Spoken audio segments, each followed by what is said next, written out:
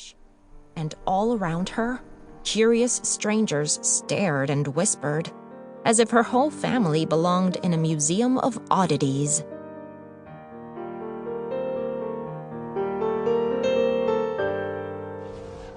Worst of all, there was fighting here, too.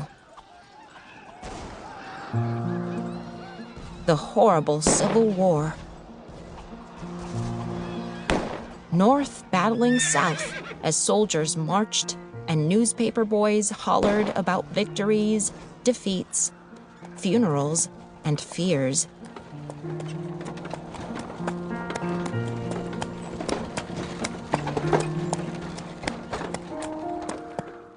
Without a new piano, Teresa would have felt even more lonely. But soon, she discovered that wherever one is, some people are friendly, drawn together by songs. Musicians came to her home, playing along while they listened to the dazzling notes of her dancing hands. Determined to improve, Teresa practiced graceful waltzes and sonatas. Booming symphonies,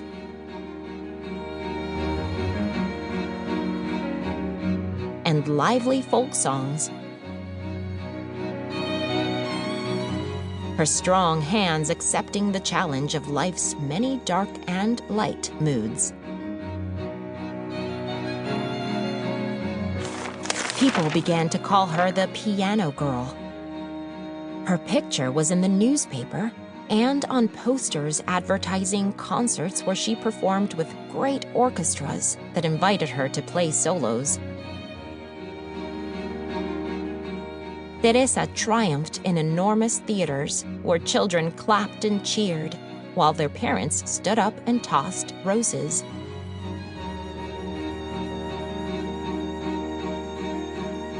With Papa at her side, she traveled to elegant cities.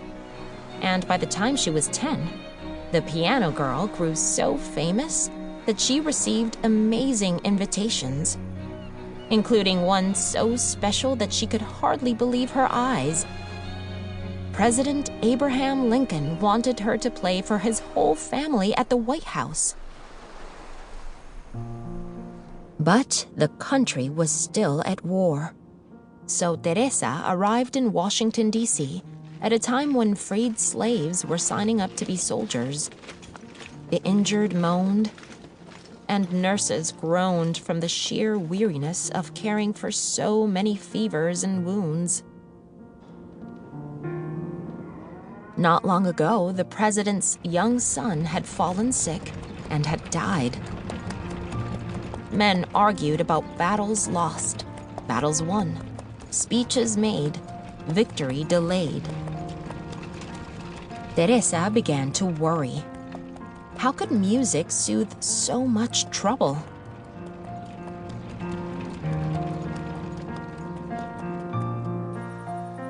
Poor Abraham Lincoln. Teresa hoped she could entertain the president, his grieving wife, and their 2 surviving sons. Her fingers might stumble, the rhythms emerging too slow or too fast.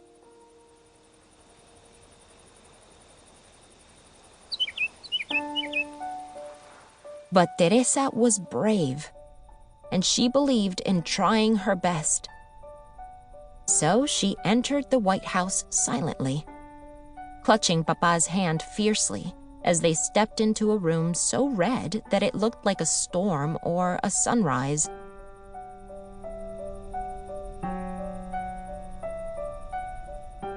Teresa remembered how it felt to be a homeless refugee, and how lonely she had been surrounded by strangers, some of them rude, and others kind.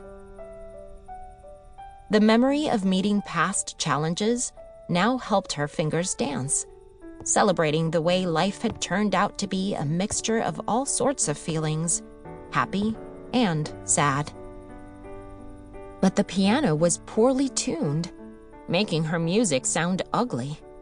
What should she do? Refuse to play? She stopped.